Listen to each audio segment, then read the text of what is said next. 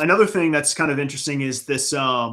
It's part of the FAA's. This is the name of the program. So Remote ID for drones falls under the FAA's UTM or Universal Traffic Management, effective March 16th, 2024. So yeah, we're already in March 2026. So this is 2 years old now.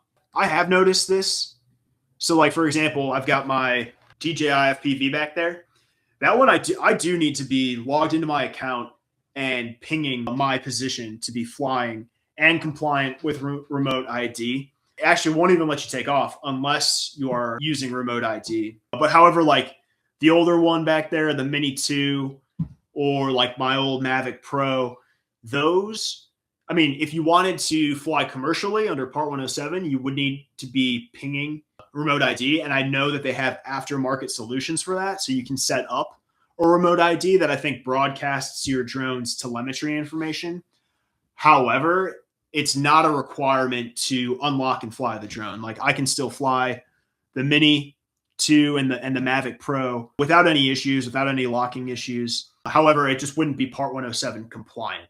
So that would be for commercial purposes. If you wanted to fly your drone and receive some kind of compensation that would fall under the Part 107 regulations, then yes, you would need to find a remote ID solution. However, those older drones, you can still fly them without it.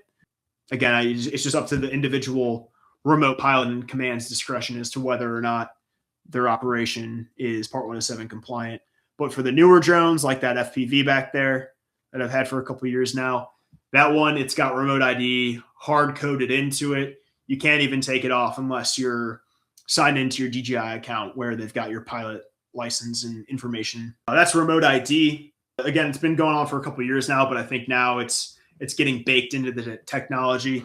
It is just interesting though, because I think DJI, as far as I know, they've been really some of the best and like the leaders in the remote ID and the geofencing stuff. So bringing it back to the China ban, it's kind of interesting, right? Because they seem to be the ones that are really defining the market, really setting the standard.